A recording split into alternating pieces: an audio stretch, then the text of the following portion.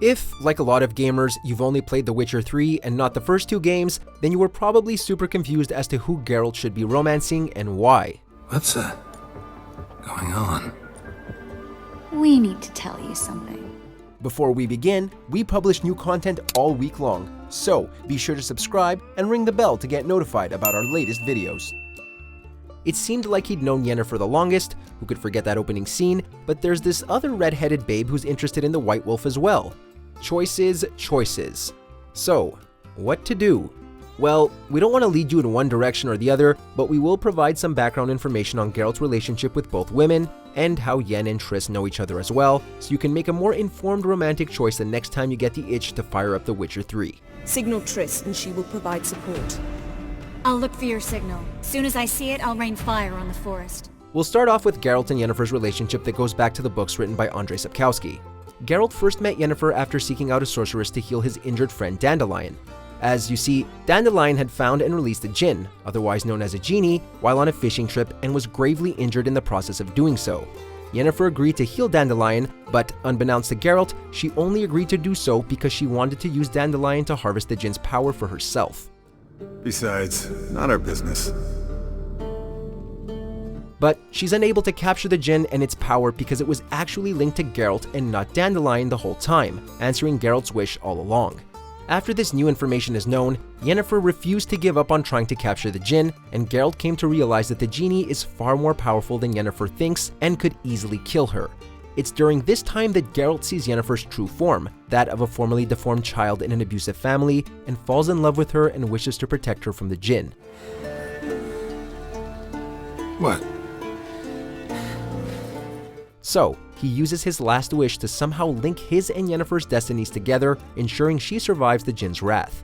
And thus began Geralt and Yennefer's on and off again relationship, where they cycle through periods of passionate love and also mistrust and promiscuity. Though Geralt loves Yennefer, she is always confused whether her feelings for Geralt are her own, or whether, somehow through the djinn's magic, she is forced to love Geralt against her own will, thus leading to rocky times in their relationship. How's your horse?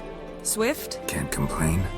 Why do you ask? I'd like to be back behind some thick city walls as soon as possible.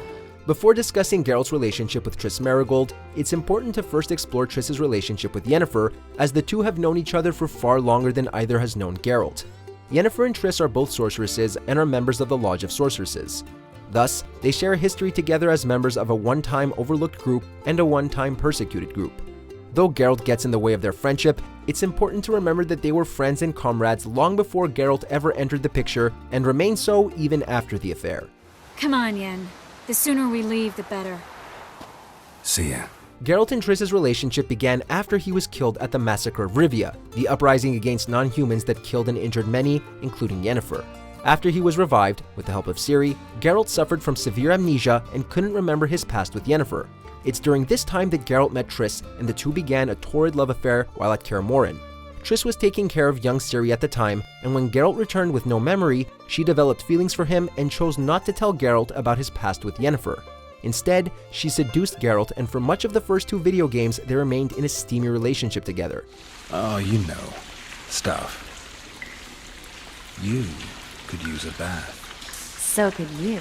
But Yennefer soon found out about Triss's betrayal and angrily confronted her about it, but it doesn't sever the friendship altogether, as she ultimately forgave her, seeing it as a minor incident and something not worth throwing away a long-term friendship over.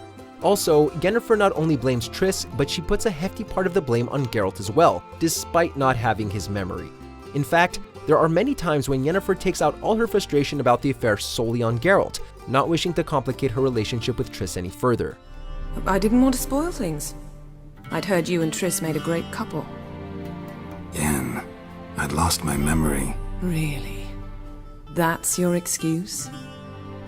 In The Witcher 3, Geralt regains his memory and he and Triss split up.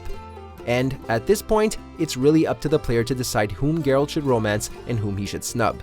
Should he go with the destined romance with Yennefer, or should he go for the hot fling with Triss? Well, hopefully with the help of this short explanation, it'll make your choice a little easier the next time you're playing The Witcher 3. Or it could just make you want to romance them both. You just got exactly what you deserve. Check out these other great clips from MojoPlays, and be sure to subscribe and ring the bell to get notified about our latest videos.